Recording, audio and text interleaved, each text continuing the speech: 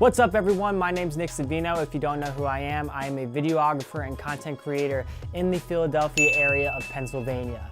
Now this is video number 2 of a series I will be doing over the course of the year where I'll be posting one video every 2 weeks about anything content creation related. If you didn't see my first one, you can check it in the link below. But what this series is supposed to be about is helping you become a better content creator in anything photo or video related. Here we go. 1, 2, 3. Still some people not jumping. You gotta be kidding me. Who isn't jumping?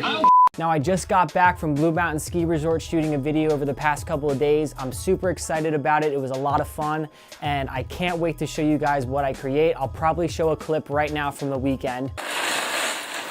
It was at this moment that he knew. He f***ed up. Trust me, I did get a couple better shots than that. But with that being said, since this is the second video, I figured we'd start off a little basic and talk about camera settings. Having the best settings is super important when it comes to making your footage look more professional and more cinematic. So if you're used to just turning on your camera, setting it to automatic, and hitting the record button, it's time to change that. In order to get the best footage, all of your settings need to be put in manual. Do it! Just do it! Nothing is impossible! So when it comes to camera settings, there are 3 things you need to remember and you need to know. One is aperture, one is shutter speed, and the other is ISO. Think of these 3 things in a triangle that are all interconnected.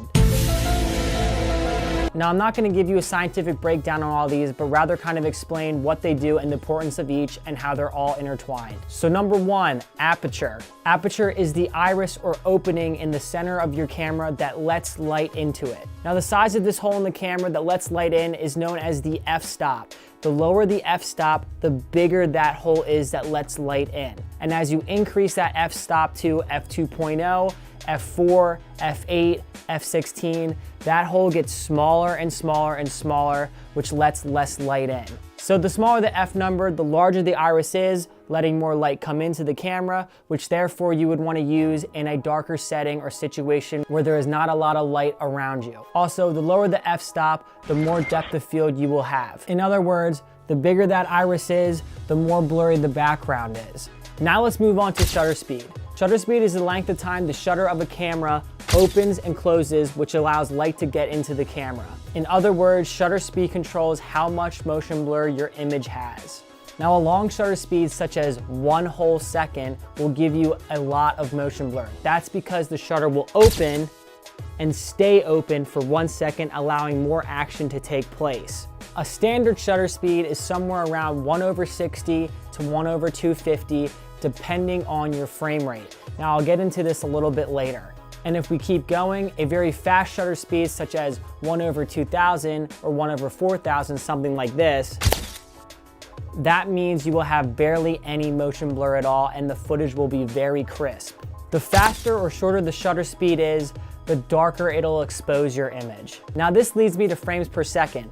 Frames per second is the number of individual frames that a video can take in 1 whole second of time. So if you're shooting at 30 FPS or 30 frames per second, that means that the video is taking 30 individual pictures in that 1 second frame of time. Now in order to set the correct shutter speed, you want to double that of your frame rate. So if you're shooting at 30 frames per second, you want your shutter speed to be set at 1/60. If your frame rate is 24 frames per second, you want to be shooting at 1/48 or 1/50. If you're shooting at 120 frames per second, you want your shutter speed to be right around 1/250. This is called the 180-degree rule, and it's super important in getting cinematic footage. You're supposed to double your shutter speed of that of your frame rate, so it gives you the most standard motion blur that the human eye usually sees.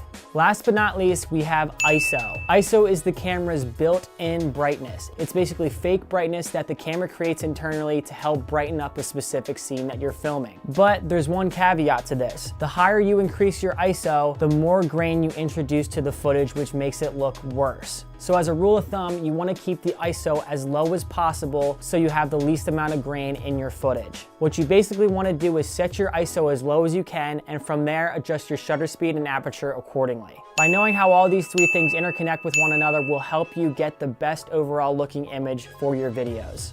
Nothing is impossible! Now, there's one more thing you have to take into account. If you go out in the middle of the day and you set your aperture really low so you let a lot of light in, you set your shutter speed to double that of your frame rate. So if you're shooting at 30 frames per second, you set your shutter speed to 1/60, and you set your ISO as low as possible, there's a very good chance that your video will still be way overexposed and too bright and you won't be able to see anything. Now, although these are the right settings to give you the best cinematic looking footage, there is one thing you have to do to get that image properly exposed, and that is purchasing an ND filter. ND filters are basically sunglasses that go over the lens of your camera that let less light come in.